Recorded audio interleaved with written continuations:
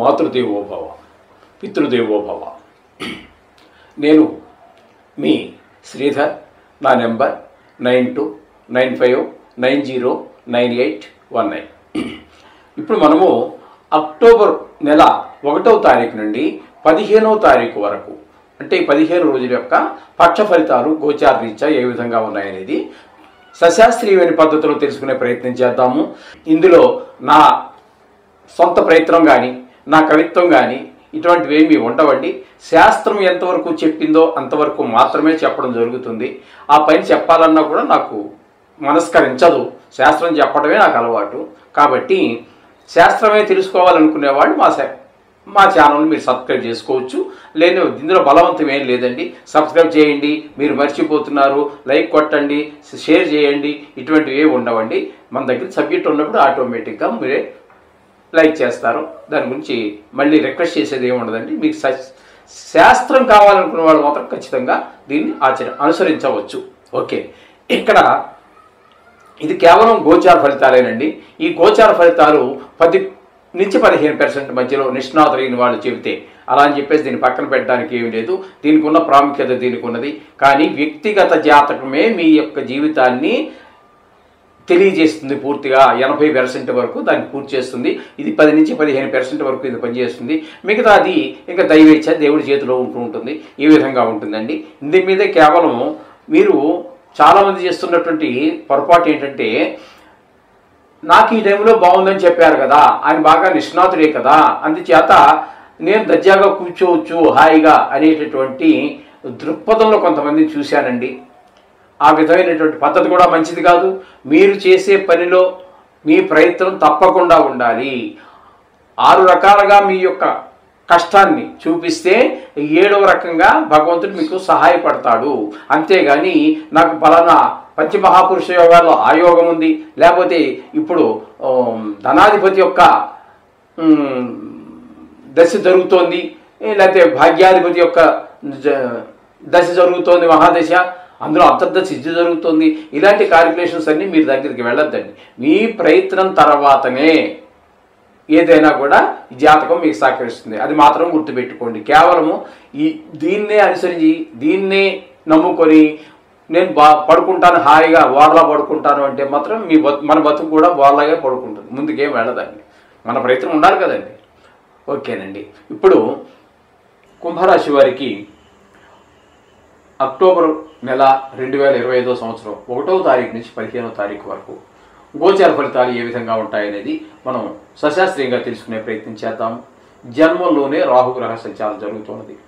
అలాగే ద్వితీయ స్థానంలో శని గ్రహం యొక్క సంచారం జరుగుతున్నది.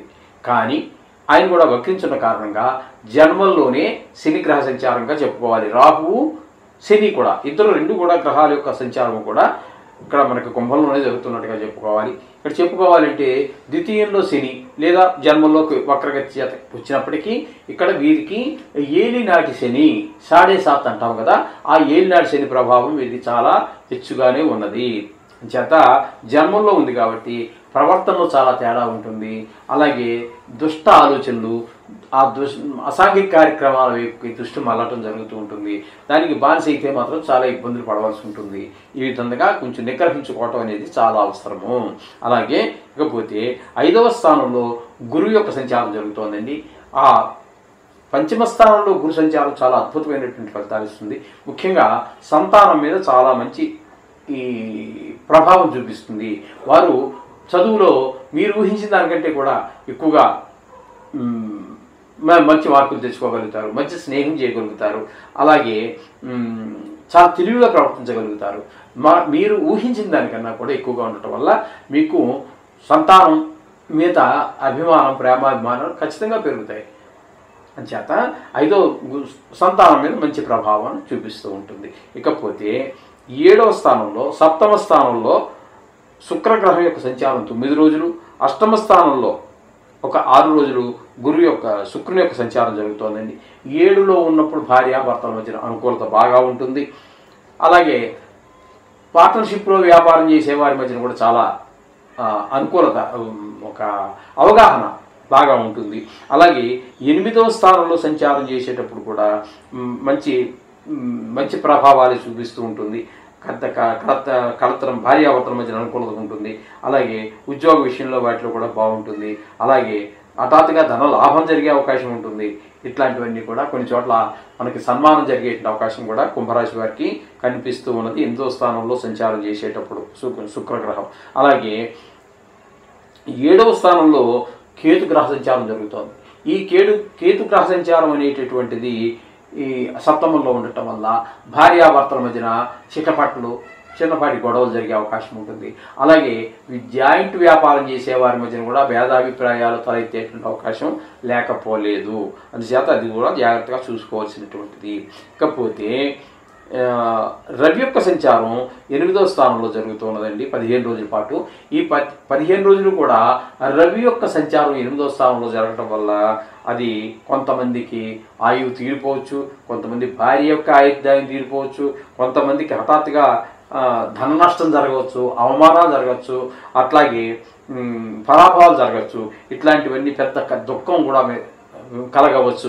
ఇటువంటివన్నీ కూడా 8వ స్థానంలో రవి యొక్క సంచారం వల్ల కలుగుతూ ఉన్నాయి. బుధుని యొక్క సంచారం కనుక మనం తీసుకున్నట్టయితే 8వ స్థానంలో ఒక్కరోజు,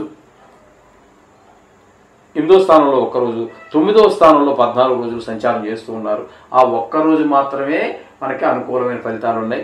14 రోజులు కూడా మనకి ఎట్లా అంటే అంత అనుకూలమైనటువంటి ఫలితాలు లేవు. 9వ స్థానంలో సంచారం వల్ల అనుకూలమైన ఫలితాలు లేకపోగా తండ్రి గారి ఆరోగ్య విషయంలో కావచ్చు, దాన ధర్మాలు, గుడి యాత్రలు ఇట్లాంటి విషయాల్లో కూడా మనకి బాగా ప్రతికూలత కనబడుతుంది, అనుకూలత కనిపించదు. ఈ విధమైన ఫలితాలన్నీ కూడా బుధుడు ఇస్తూ ఉన్నారు. ఇక కుజుడిని కనుక మనం తీసుకున్నట్టయితే